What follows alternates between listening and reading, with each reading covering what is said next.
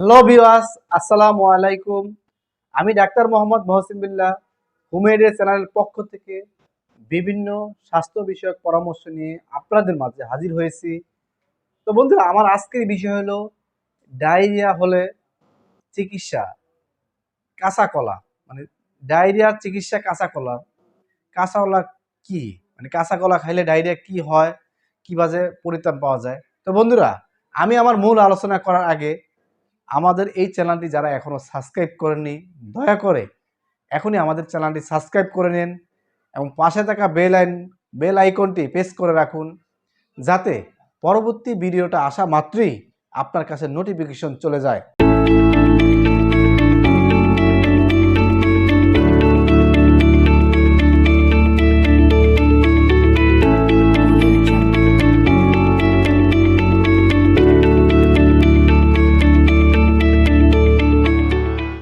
তো বন্ধুরা, আসুন আমার মূল আলোচনা আসি। ডায়রিয়ার চিকিৎসা কাঁচা কলা। পেটে অসুখে উপকার পাওয়া ছাড়াও কাঁচা কলা রয়েছে নানান পুষ্টিগুণ। প্রাচীনকাল থেকেই আলসার, সংক্রামক, ডায়রিয়া এমনকি রক্তচাপ নিয়ন্ত্রণের পথ্য হিসাবে কাঁচা কলা ব্যবহার প্রচলিত। তাছাড়া মজাদার খাবারের তৈরিতেও কাঁচা কলা ব্যবহারের করা হয়।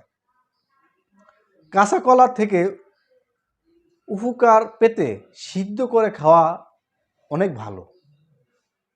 রক্তচাপ নিয়ন্ত্রণে কাঁচা কলার আছে উচ্চ মাত্রা পটাশিয়াম, যা রক্তনালী ধমনী চাপ কমিয়ে উচ্চ রক্তচাপ কমাতে সাহায্য করে। ফলে প্লাক জমে ধমনী সরু হয়ে যাওয়া এবং হৃদরোগ বা স্ট্রোকের ঝুঁকি কমিয়ে নেয়। ফলে স্ট্রোকের ঝুঁকি কমিয়ে নেয়। ওজন কমায়। খাদ্য তালিকার কাঁচা কলা যোগ করুন। এতে থাকা শ্বেতসার ক্ষুধার অনুভূতি কমায় এবং পেট ভরা রাখে। এভাবে এটা খাবারের চাহিদা কমিয়ে প্রাকৃতিকভাবে ওজন কমাতে সাহায্য করে। রক্তের শর্করা নিয়ন্ত্রণ। কাঁচা কলার ভিটামিন সি রক্তে গ্লুকোজ, বিশেষ করে টাইপ 2 ডায়াবেটিস নিয়ন্ত্রণে সাহায্য করে।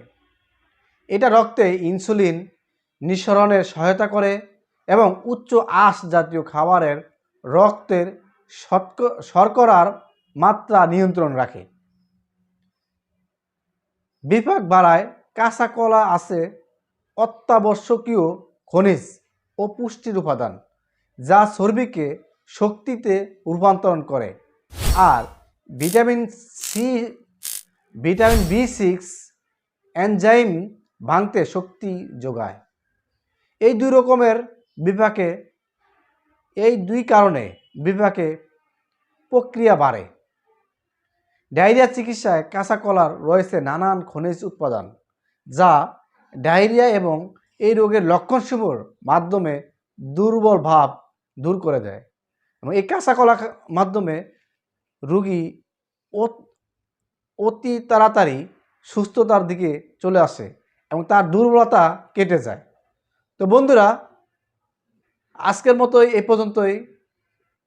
হুমের সাথে থাকবেন। আর আমাদের এই ভিডিওটা যদি আপনাদের পছন্দ হয়ে থাকে, তো অবশ্যই লাইক, কমেন্ট এবং শেয়ার করতে ভুলবেন না। আসসালামু আলাইকুম।